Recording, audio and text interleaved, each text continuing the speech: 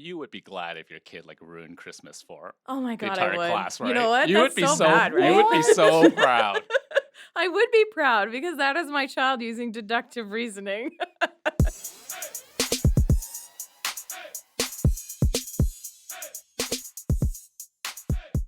Welcome to episode 27 of the Humanist Agenda podcast. My name is Kenny, And my name is Rory. And I'm Sherry. and we're just a bunch of humanists talking about stuff. And today we're going to be talking about some holiday traditions because the Christmas holiday is coming up. But as humanists, we don't necessarily believe in other people's religions, and perhaps maybe it doesn't have a big impact for us, or it doesn't. These holidays don't have such a huge religious connotation or significance to us. So we'll get into some discussions around how we celebrate because I'm actually curious about other people. How do they actually celebrate their holidays? Where for me, I'm not religious, so I don't really go to church, for example, during Christmas. But what do you guys do? Well, church services have not been a part of my family's holiday traditions for quite some time. We basically just have a series of family dinners and just get together. And pragmatism ruling, we usually get together now at my brother's house because he's tied to the apartment building where he works. So that's Christmas for us. For us, it's Christmas Day. We have a big celebration with all my extended family, aunts, uncles, cousins, all of them. Yeah, so there's like 30 of us who get together and have like a big turkey dinner, the like traditional turkey stuffing, mashed potatoes. The night before Christmas, we have like a little family potluck. So I see them again just on like a very casual get together where we bring some food and hang out. So that's my Christmas. So my family, we don't really celebrate Christmas. We enjoy the holidays, but since my family they are in Toronto, usually we go out for Chinese food, and in Toronto, every Chinese restaurant and store tends to be open on Christmas Day because it's just not a holiday that's really that significant to Really? a lot of Asian people. I mean, it's just not. I mean, there's certain Asian countries that maybe have a little bit more Christians, and Christmas Day has a little bit more significance. But for example, people I work with in China, they are still working on Christmas Day. So occasionally I'll still get work emails on Christmas Day. But I feel like Christianity has really transferred into other countries, though. Like when I was in Korea, Christmas was still a thing. Like they had Christmas trees and whatnot. Like I celebrate with Christmas trees and presents and are everything. Christmas trees Christian? No, but it's a Christmas Yeah. tradition, right? And Christianity has made a claim on Christmas. That's Do true. you do the Christmas tree? Did you do Santa when you were younger? Well, my parents did Santa. I have to admit, I never really believed in Santa, and I really just played along with it because I knew Santa equals presents. So I just kind of played along with it, saying, "Oh yes, I'm looking forward to Santa," aka my parents sneaking No, do we into. need to do a disclaimer on this episode? Like, parents do not have this on when you're Spoiler listening with children. warning. Like, Ruining some childhoods, Kenny. I don't know. Come on. but like, what if a kid is listening to this and you've just ruined Christmas for them? Talk to your parents. I felt very betrayed when I found out that Santa was not real. Because my parents, even when I asked them, is Santa real? They tried to like swear up and down like Santa's real. What are you talking about? To this day, I am almost 32 years old, and they will tell me Santa is real. He brings me presents. Fair enough. I'm going to sympathize with your parents and say that Santa represents the spirit, Kenny, before you go and bring cynicism into this argument. I'm in shock right now. I just don't know what to say because I'm just in shock. It's so weird. I don't know anyone else who still does this, but my parents insist that Santa is real and brings them presents and fills their stockings. Even though I know my mom fills the stockings. But they'll say it was Santa Claus and that Santa brought them certain items. Have you ever had like a serious discussion around like why they feel adamant that Santa's real? No, well, like, kind of. I try to, and they're like, because he's real. It's like talking to people who believe in God. Well, because God's real. I don't know. What are you gonna No. say, right? Like, I don't think anyone can not be self-aware of that. I mean, I respect their upholding of the traditional spirit of Santa Claus, but I'm sure with some self-reflection, they're holding back. They have to be. what do you mean holding back? Like, obviously, they don't believe that Santa's real, but they're Yeah, trying to portray it as if he is, and they won't admit that he's not. So, as a kid, when I was told by friends he's not real, and then I go to them and they say he's real, but I know he's not real, and I've seen like presents in my parents, you know, of basement course. or whatever, and then they try and play it off as if it was Santa. Like, that's that I feel like that's a betrayal to me. Like, you're lying to me and you're continuing to lie to me throughout my life because you want to have this magical Because at, Santa at a ideal. certain age, it's practically just lying, right? I mean, Yeah. at a certain age, you must realize telling your kid Santa's real doesn't really make a lot of sense. I don't know. I don't want to do that to my kid. Like, I'm so conflicted. Like, I want them to experience the magic of Christmas that I felt of waking up and having presents and stuff. So hypothetically, like if you had a kid, like what would you tell your child? I don't know. I've been really thinking about it a lot. I I would like to do this Santa Claus thing for a while, but I don't know. And my wife really wants to do the Santa Claus thing. So I would prefer to say, oh, Santa is like the spirit of Christmas and the idea that we feel joyful around Christmas time and we do things for each other and that's what Santa is.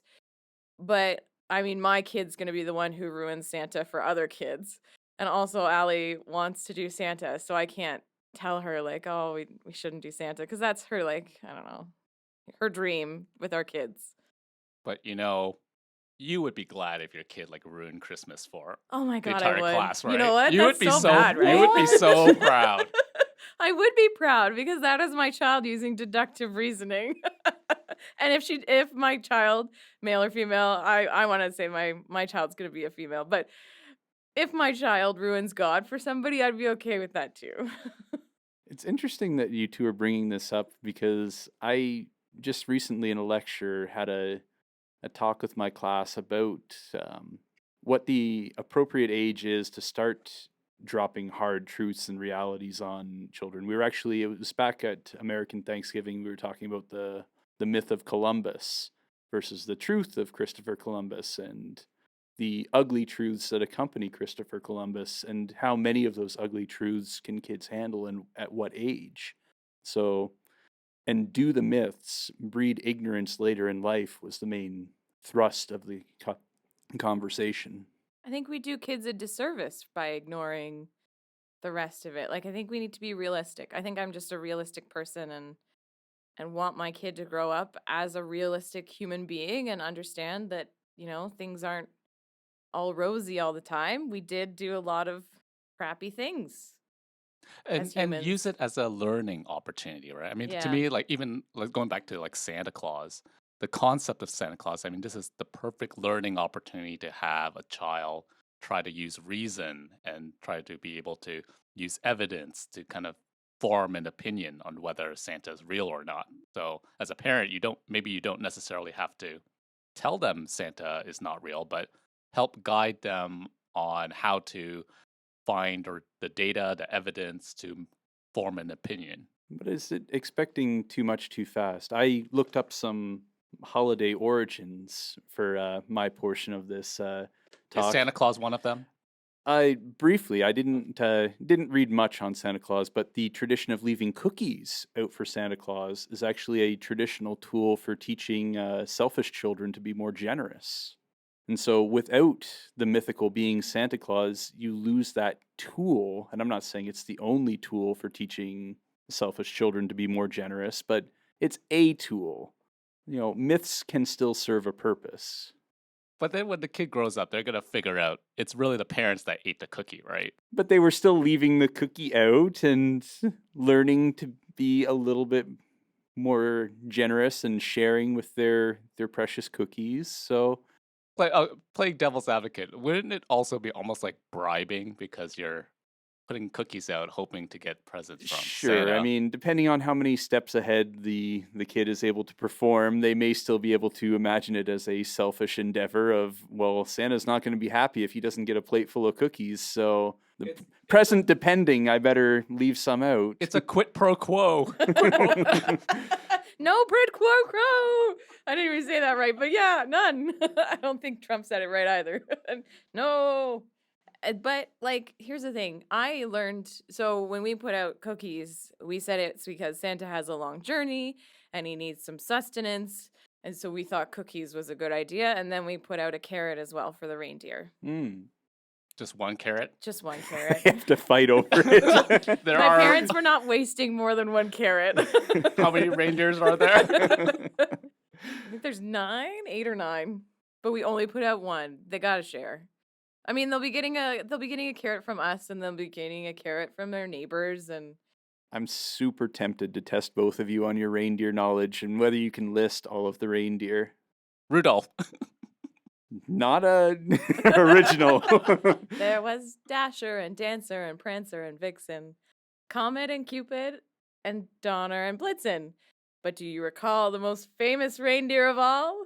I do. Rudolph the red-nosed reindeer. And I also recall that the song you are now referencing was a hit song in 1949, but that the invention of Rudolph the Red-Nosed Reindeer was actually a creation by the Montgomery Ward Mall as a promotional tool. If you went and shopped at the Montgomery Ward Mall in 1939, they would give you a Rudolph the Red-Nosed Reindeer story along with your purchases. Oh, cute. Isn't it so interesting, like how these stories form and just get propagated? I thought it was super interesting. Sherry thought it was boring that I looked up the origins of so many of these different holiday traditions. Teasing you. I was teasing you. Well, I think it's interesting, and I also think it's kind of ridiculous because how it's not even aerodynamic. I think that's interesting as well because the Santa Claus, really the one we know now is the Coca-Cola Santa Claus. So all these things are very commercialized. I might debunk that slightly. Oh, sorry. You looked up the origin. I just assumed it was the... I mean, you are correct. That is a very popular conception that Coca-Cola, quote unquote, invented the modern depiction or illustration of Santa Claus as the jolly dude in the red coat. But in fact, that was in the 1930s that Coca-Cola launched that ad campaign, and Santa had actually been appearing that way much earlier in the 1900s. So Coke didn't really invent anything so much as they just consumed and reproduced the image and patented it, of course. Do you know who did the now modernized Santa? I do not. I would like source to see didn't an go there. even more modern Santa that's like maybe a person of color and maybe a woman. A woman of color, that should be our new modern Santa. I can already hear the neocons frothing at the mouth at the suggestion that you just laid down. First, they're taking away Christmas, and now they're bringing Christmas back with A alteration. diversified Santa?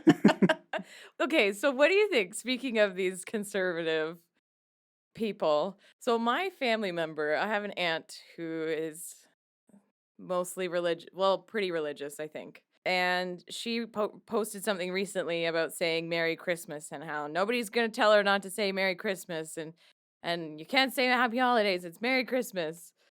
I think it's actually a myth that anyone gets that offended at hearing Merry Christmas. I don't think that the left is nearly as aggressive about enforcing the say Happy Holidays, not Merry Christmas rule that the conservatives believe is a thing. I think that's just a popular mythology within their own ideology. Yeah, I mean, I've never had anyone confront me about I should be saying, Happy Holidays or anything like that. So It's this Christian martyr concept where they're like, we are being targeted. We can't say Merry Christmas. We can't say God bless you. Like, People are saying But the thing is, they can say that. I know, nobody's stopping you. And that was my thought on this was like, why are you saying this? Like nobody cares. You can say Merry Christmas to me. I might respond to you differently. I might say Happy Holidays or something, but Yeah, like exactly. who I'm cares? not obligated to say Merry Christmas, but Yeah. you can say Merry Christmas to me. Yeah, it's exactly what you said, Sherry. It's a desire to be a martyr for free speech that is so fundamental for some reason to their values. That they've created a myth to bolster it. Why do they feel so targeted? Like a lot of them are old white men who have like all of the privilege. They're not targeted. They're defensive because they view any kind of progressive change as attacking them, even when it does not strip away anything from them. Is my take on it, anyways. And we have to keep in mind, I mean, there are so many religions out there, so not everyone's going to be celebrating Christmas or believe in Christ. So Merry Christmas may not apply to a lot of people, especially in Canada, where, or, at least the major cities in Canada where it's so diverse. The probability of you bumping into a Christian is definitely a lot lower than if you were in rural parts of Canada. True. Mm-hmm. And in the school board, so like we're not supposed to teach like Christmas stuff really. Like we can teach Christmas stuff, but we should also at the same time balance it out. So they've said you can teach Christmas stuff, but also maybe teach some Kwanzaa stuff and some Hanukkah stuff and all of Yeah, these and other show the religions. different diverse, Yeah. the diverse nature of people's beliefs, Mm-hmm. especially when it comes to like celebrating certain holidays. Hmm. And like obviously, think back to when I was born in Malaysia. So back in Malaysia, even though it's a Muslim country, there's a large population of Chinese Asians, and Chinese New Year is a big holiday. So when you go to Asia, Chinese New Year is always the biggest holiday. It's not Christmas. So again, but different countries, different regions will have different holidays, and Christians don't dominate the world.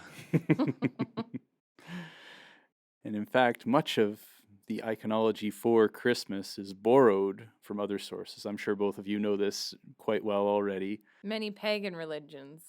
Yeah. And I actually am just chomping at the bit to launch into some of these that I looked up just to see if I can catch any surprised looks from my two co-hosts right now. Oh, thank you, Sherry.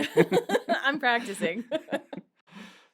So, beginning with the Christmas tree, which was a product of the winter solstice, where evergreens represent a return to spring, which is why you would put it in your home.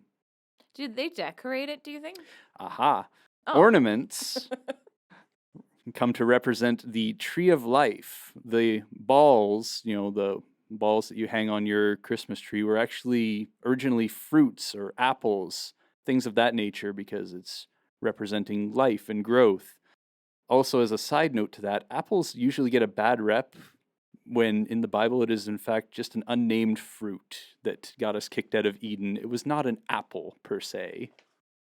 So we don't know what fruit it was. I mean, for all we know, it could have been like, I don't know, something a little bit more horrendous, like durian.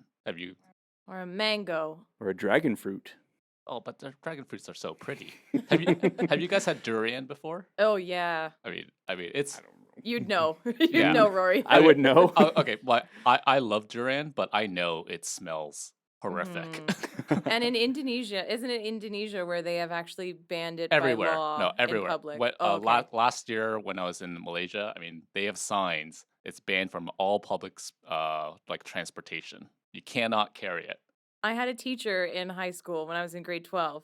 He, I think, I don't know how he procured a durian fruit, but he did. And he brought it into class and we cut it open and we ate it. Why in class? Because like we'd heard about this story about a durian fruit and how it's like banned in public and it's supposed to smell bad. So we wanted to like experience it. It was my math class, so I don't even know why we did it, but like he brought one in. Basically, respect. Well, basically, I didn't want to teach today, so I'm bringing in a fruit. But like, I remember this lesson, so it was a great day.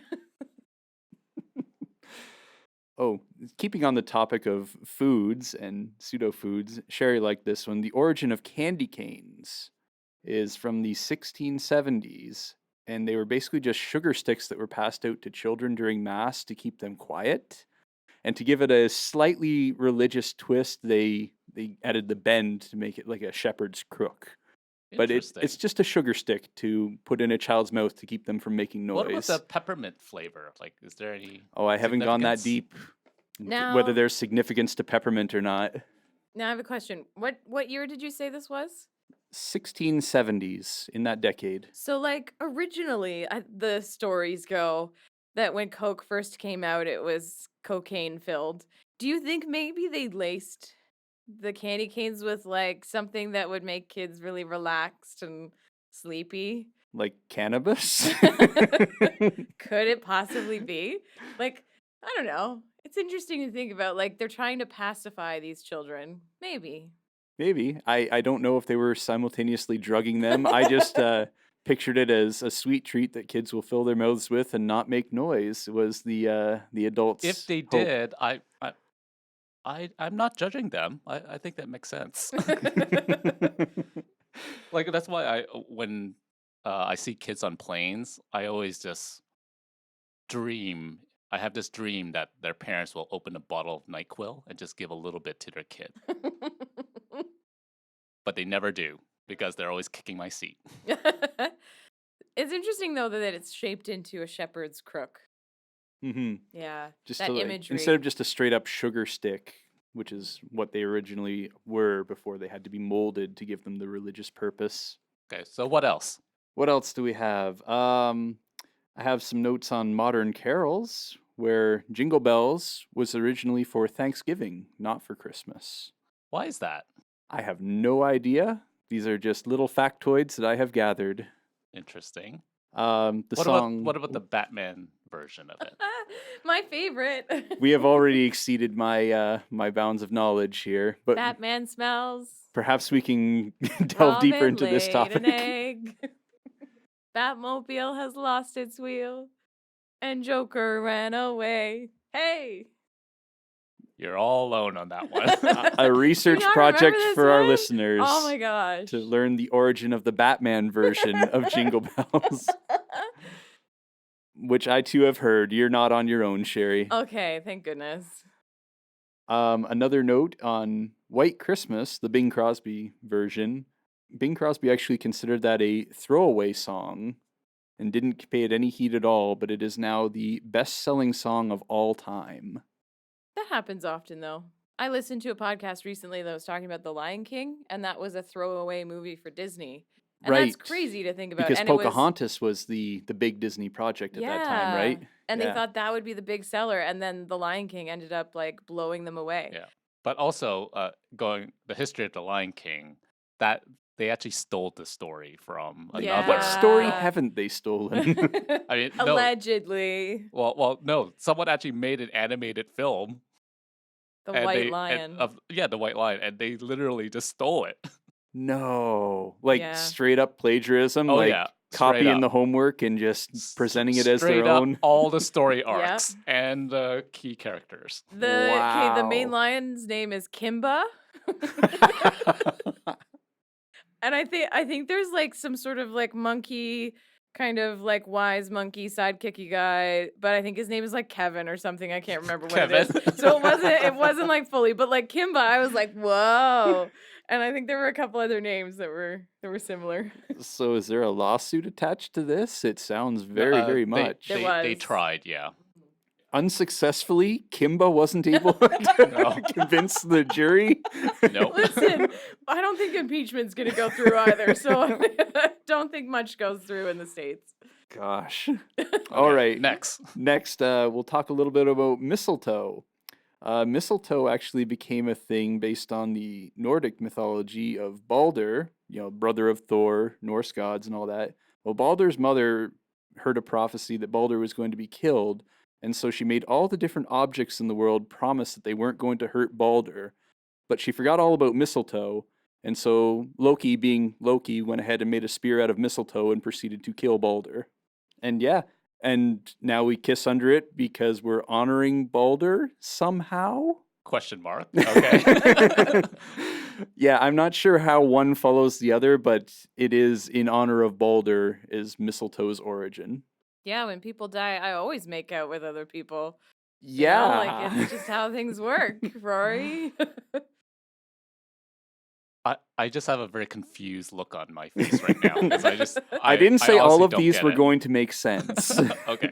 It just seems weird that we got from that to like a joyful mistletoe where we can just make out with people. Right? Yeah, it could be that there's just a big gap between the history or origin of mistletoe's significance and then how it came to be symbolic for Christmas. And it could be the stark contrast was what this particular article wanted to highlight as opposed to the evolution of how we reached mistletoe I mattering. honestly feel like it was some creepy uncle that came up with this idea. And See that there? That's mistletoe. That that's- means I get a kiss. that's more realistic, I think. You could be on to something. What else you got, Rory? What else have we got? Xmas. Another thing that we hear of as an affront to the Christ in the Christmas is actually a reference to the Greek letter chi. So X is just representing chi. So Christmas really is just a shorthand, not a crossing out of Christ. But that would only be Chimus. It's imperfect. Okay. Accepted. Boy, we're running out of things now. Holly leaves were considered powerful long before the Christian use of them. Romans hung them during the festival of Saturnalia.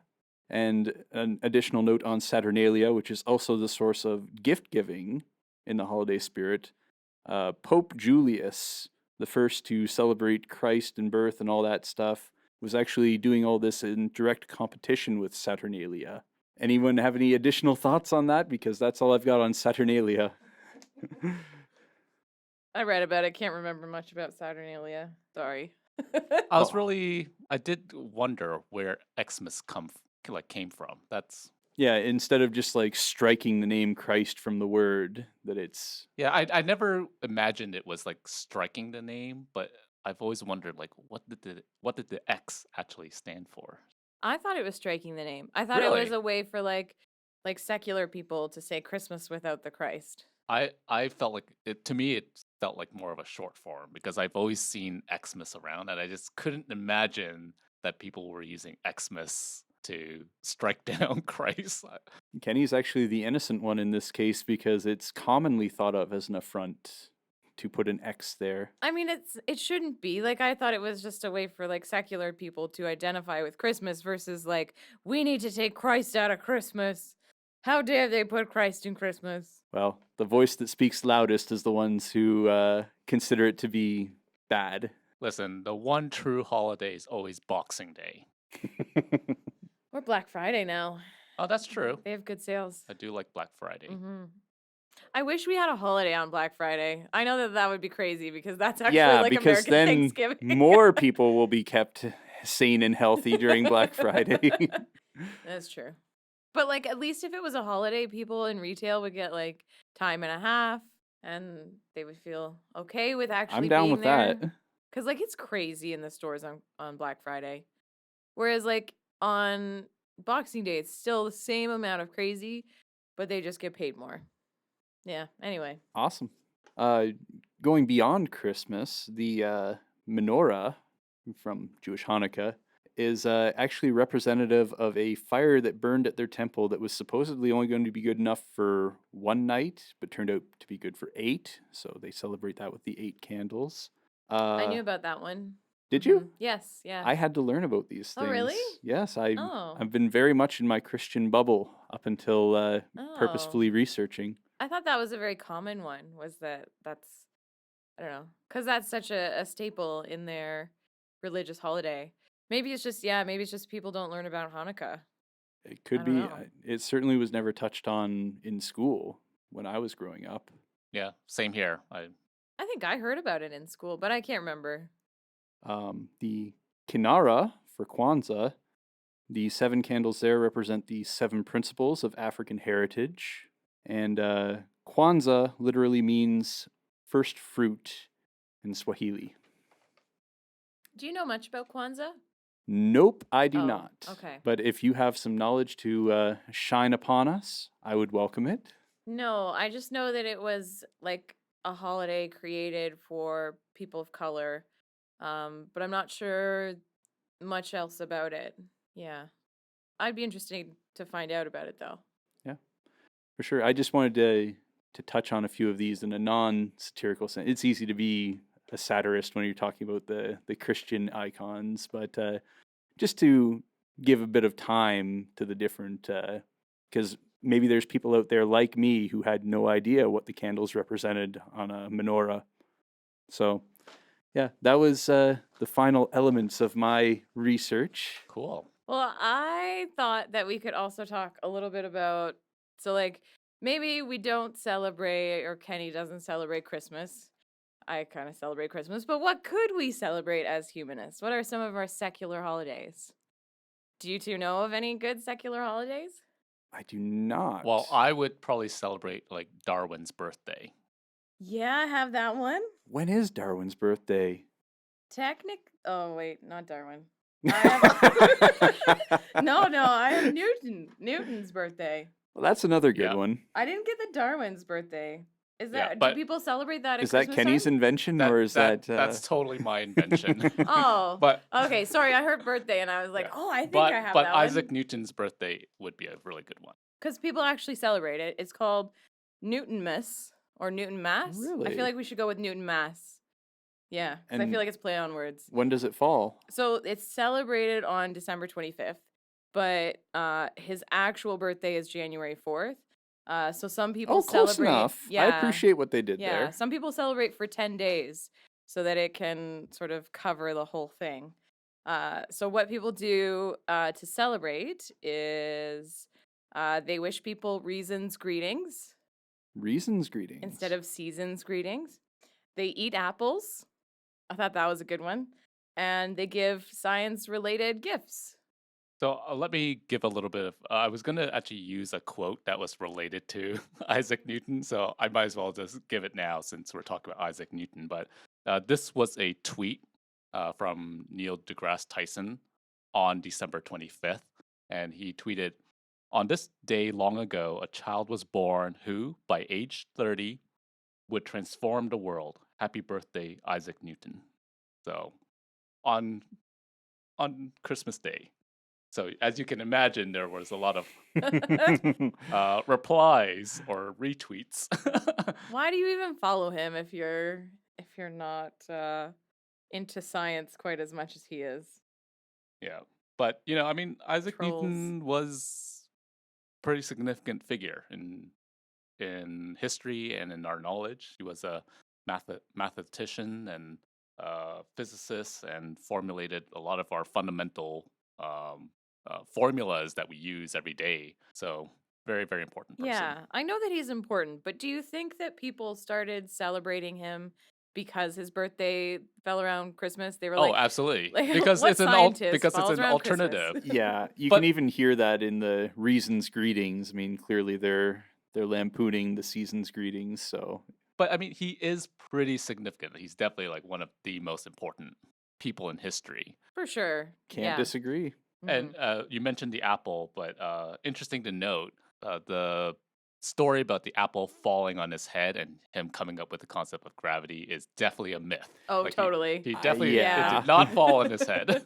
He did see an apple and he did ponder about gravity, but it was just a story that he told about how to kind of describe gravity and describe using an apple as a example. I feel like if it had actually fallen on his head, all he'd be thinking is rage and pain, and there would be nothing but frustration going Oh, through his yeah. mind. I read that he was an angry person, so I would imagine him chopping that tree down.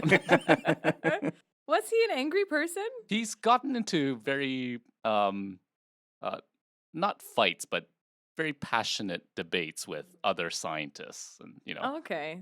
his ego was very easily bruised. Mm. Along with his head. from the Had the apple. apple Apparently. landed, yes. Yeah. So do you want to hear some other things that we Absolutely, celebrate? I do. So recently, I attended a winter solstice. So a lot of people celebrate the winter solstice or Yule.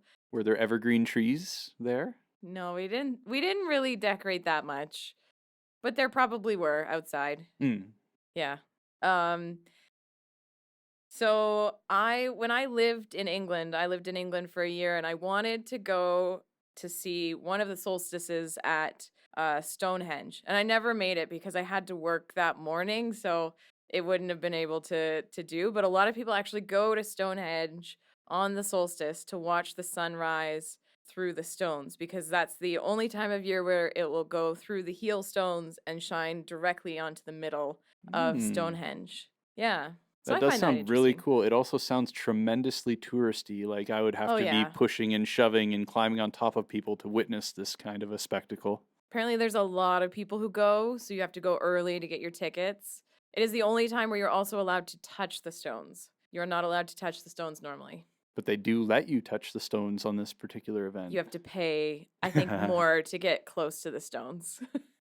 So There's Everything's also for sale, people. Everything's for sale. there's also Manhattan Henge. Have you heard of that? no. I haven't. So in New York City, I forgot what street, but basically there's a street where it perfectly lines up on a certain day of the year. The sun just sets exactly down this street, so you have all the tall buildings in New York Oh, on that's kind of either cool. side, and just the sun right in the middle as it kind of sets. So, Oh, neat. so that's to me that's really cool I because like that. yeah, I mean you're using urban architecture Yeah. to signify a very important day when the sun Do you just think lines this up was perfectly. planned or accidental This is magic? totally accidental because the date is like some random date. The date occurs around May 28th and around July 13th for the sunset alignment. Do people go and watch this? Yeah, Yeah. people do. So I'll put the Wikipedia article on it, but it basically gives you the dates of when it's going to occur.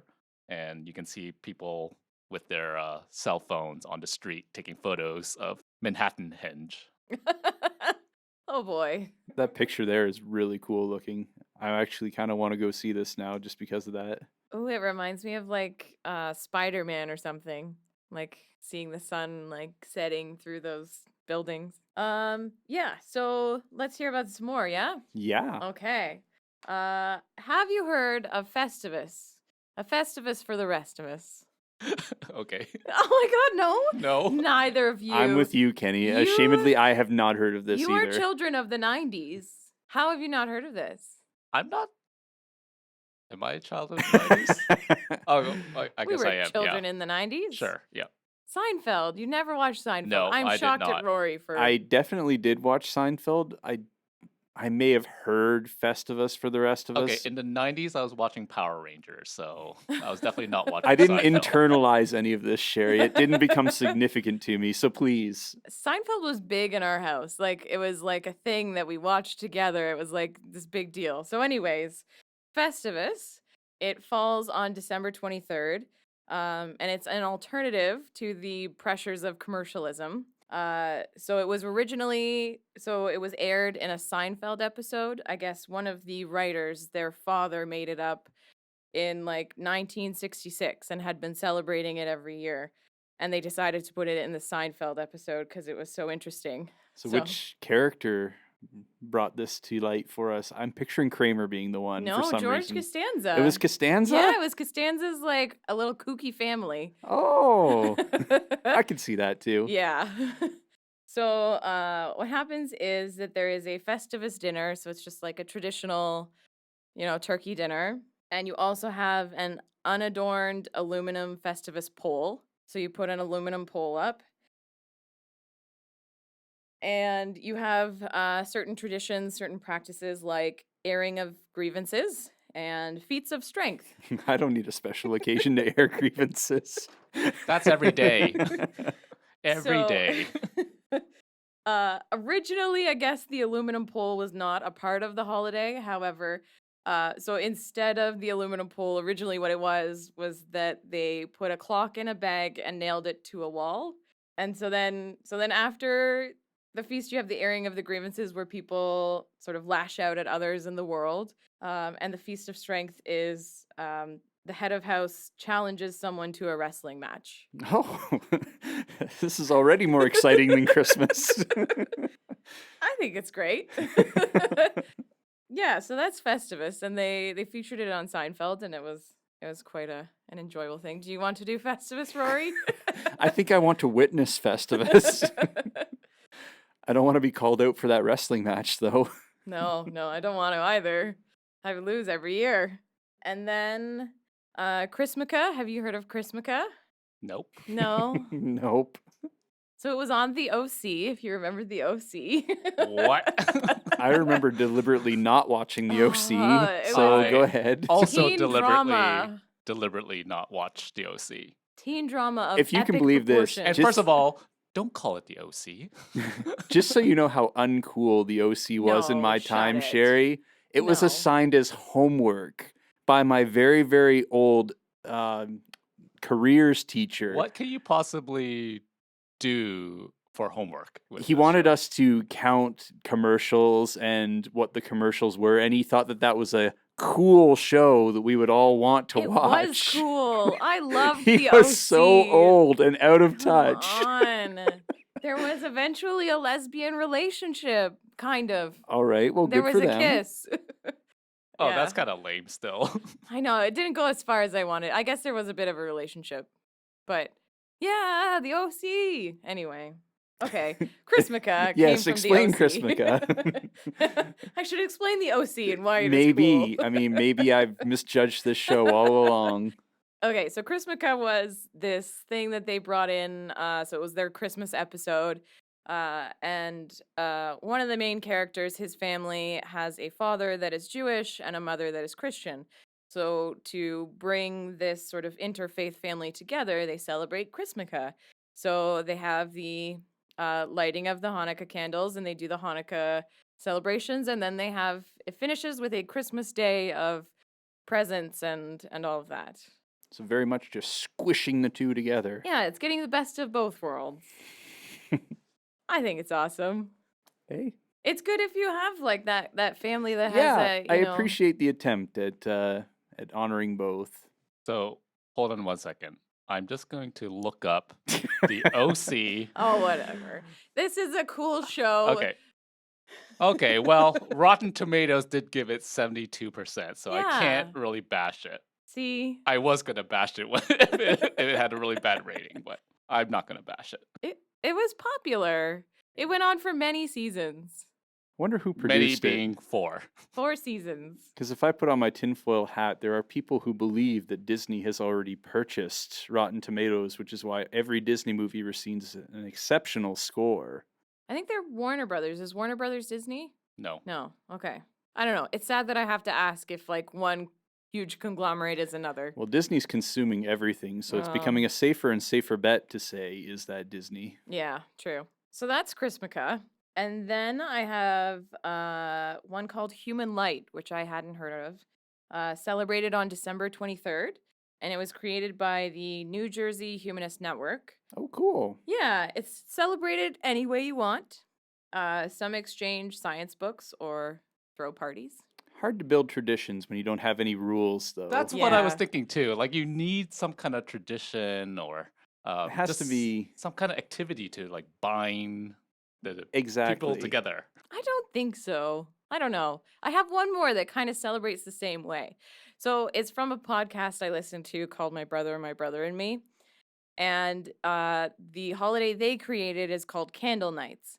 And so this holiday is, they have said it's a pan-religious, pansexual, personal pan-pizza winter holiday. And you can celebrate however you want, and it starts whenever you want and finishes But whenever it you want. sounds like pizza's involved. So Pizza and lighting of candles is what I okay, gathered. that is already an amazing tradition. It's not bad. Exactly. Pizza could be involved if we would like pizza to be involved. Well, it's in the name, so it's got to be involved. So Mhm. candles and pizza, done. If you want, sure. So, like, I like it because you get to decide when it starts. So I decide, okay, I'm feeling this whole like winter spirit, and I feel like I'm ready to start celebrating instead of like I have to celebrate now on this date. I can start celebrating now and continue celebrating for as long as I want, right? I don't know. The radio station started celebrating the day after Halloween. Oh yeah, true. So in this holiday that they've created, they've also created a narrative around it. So the gift giving figure is known as the Star King. Other mascots include Rockin' Randy, the safe sex Santa, Terry, the non-denominational gift delivery dragon, and the boy from the Christmas shoes song. I have to see a photo of Rockin' Randy. Oh my god. So the Sun King, as the story or the myth goes, he every Christmas has a fight to the death with Santa and always wins. So every year there's a new Santa, like the Tim Allen version of the Santa Claus movie. And then instead of giving gifts to all of the good children, he gives the best child in any given year gifts. It's a Hunger Games approach. I like it. It's my favorite holiday. It's what I actually celebrate. I celebrate candle nights. So I might say happy candle nights. Great list, Sherry. Well, listen, there's only one true holiday that we should all be celebrating. Holiday. Hmm? Holiday. Holiday? What? That's what we should celebrate. Oh, yes. Sherry caught me with this too. I said, I bet it doesn't mean what I think it means. It is the Pastafarian Winter Festival. So there's no official date, but it lasts from late November to early January. And so it is for the flying spaghetti monster, and may his wonderful appendages touch all of you. His noodly appendages. Noodly appendages touch all of you. According to the Pastafarians of Australia, December 25th is the first day of Noodlemas. Oh, Noodlemas. Okay. Yes, Noodlemas. And also the day before, on the 24th, is Eggnog Day. So Eggnog Day? yeah. Oh, I don't like So. Eggnog Day. You don't like eggnog? I don't like eggnog. It's kind of gross. No, but it is the most important holiday that I we should have looked up celebrate. the origin of eggnog. That would have been a good one. That would be a good one. Missed opportunities. Yeah, I figured I left that one to the last because I figured you would know about that one, Kenny. of course, our one true creator. Yes. May his noodly appendages bless you. Definitely not a joke that's gone on too long. I let his appendages touch me every day. I should get you a new colander to wear on your head. I totally should have brought one in today. Okay, well, that was fun. That was fun. Which holiday would you celebrate if you had to celebrate any? Not necessarily of the gift, like the certain ones that I gave you, but like, would you still be like, yeah, I'm celebrating Christmas? A lot of my contemporary thinking on this is, especially as my brothers and my sister and I, we are all adults now, and I'm okay with still buying gifts for my young niece and nephew, but I'm really ready to do away with the gift giving between adults, because if we're all getting each other gifts of roughly equal value, it just defeats the purpose, and I feel like the purpose is more just us getting together, taking the time, setting a date, and the Christmas season is a convenient date to set to actually take the time to all meet up somewhere and have a family occasion. I hate getting gifts and I hate giving gifts. To me, it just feels like we're grown-ups. We know what we want. Yeah, and we acquire it when we want it, so... Yeah, and I really don't like... I mean, I'm trying to live a more minimalist life as well, so I just don't like accumulating stuff. So, yeah, that's just me. I just do not like giving or We're receiving gifts. Of like mind on this, Kenny. I'm My- the same way. My grandparents used to, on Christmas, give each other gifts of $100. So my grandpa would give my grandma $100, and my grandma would give my grandpa $100. Like a crisp As a $100 gift. bill. Yep, as a gift. Meaningful. Although it all equals out, right? Yep. I'm trying to think through this. I'm like, does it really matter? I mean, yeah. It does not. But like, Unless somebody throws a wrench in it and they're like, I got you $101. What up? my wife and I, we get like each other stockings. So I'll fill her stocking with like she likes scratch tickets. So like things that she wouldn't normally buy for herself.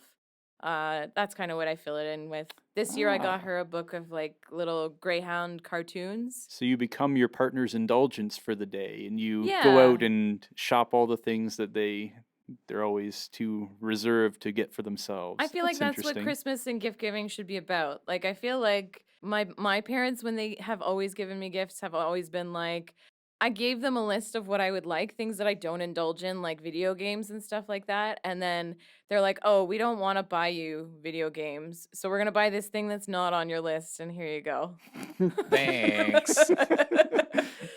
So I don't know. Like they ask me for a list every year. And I'm like, why do I make you a list when you just don't follow it? You Like, could reverse psychology them and be like, yeah, I would like a list of classic novels and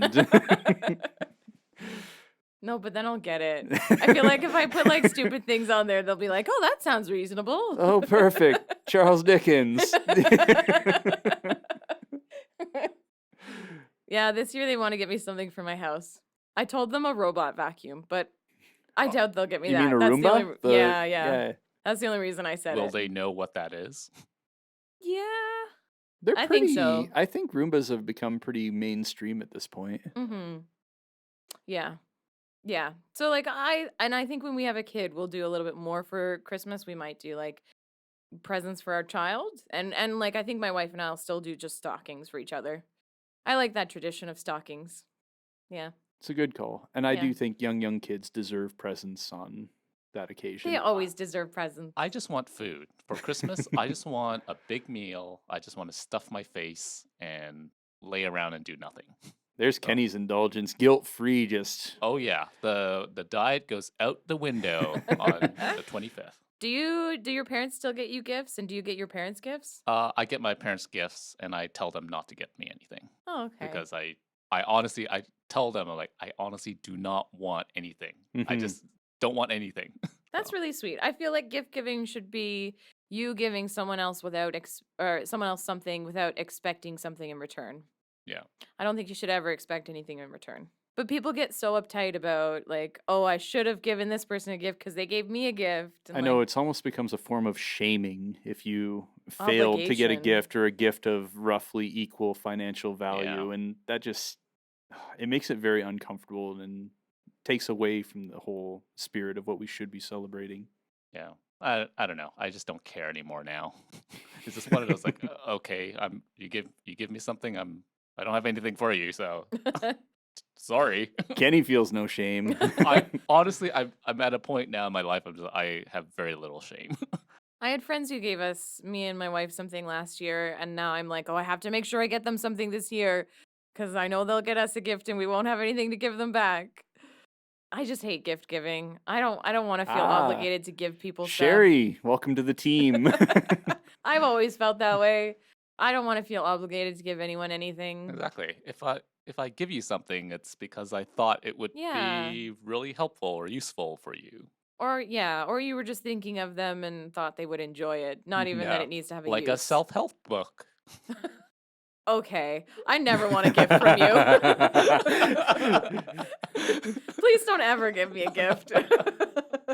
I know I need self-help. Can you imagine? Oh, it's like the biggest insult The ever. yeah, I was gonna say the gift of insult.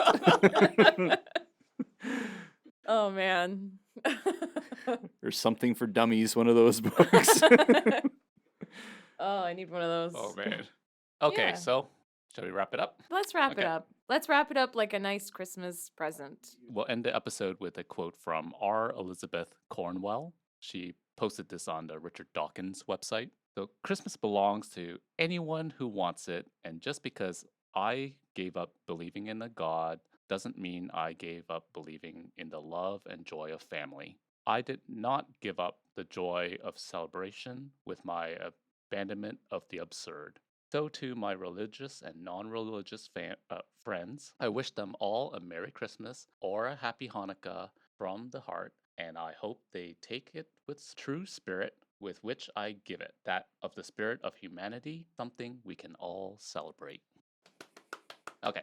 Happy Festivus, happy Hanukkah, happy Christmas, Happy Noodlemas. happy candle nights, season or reasons greetings. Just enjoy the holidays. And all the rest. Yes. So thanks everyone, and we will talk to you guys later. Bye. Bye. Bye.